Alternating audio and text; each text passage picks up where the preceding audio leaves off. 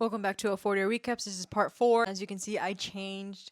So now let's get into what we're discussing in part 4. We see Ali very distraught. So he's thinking that Rue relapsed because he sees the pills on the table. But he also sees that there's not really much change of the pills. You think that she had taken all of them, but no, it's just whatever was in that pill bottle. Ali takes one of the pills, crushes it, and puts it into a tester, and it tested positive for fentanyl. So he had to make a difficult call to Rue's mom, Leslie, letting her know that her daughter passed away. One thing that I wish they would have showed was the funeral for Rue, at least to see people coming together and just discussing Rue. Having a moment where Gia and the mom are there. Then we have Ali basically saying the tale.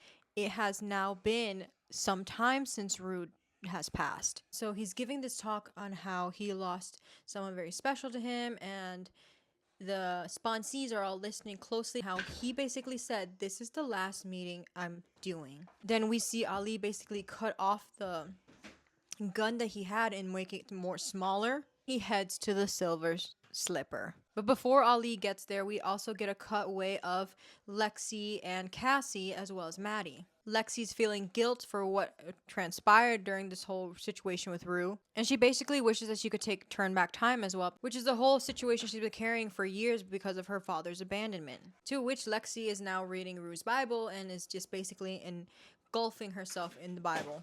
We see Cassie and Lexi basically having a one-on-one talk. How Cassie's asking if Lexi wants to be a screenwriter for them.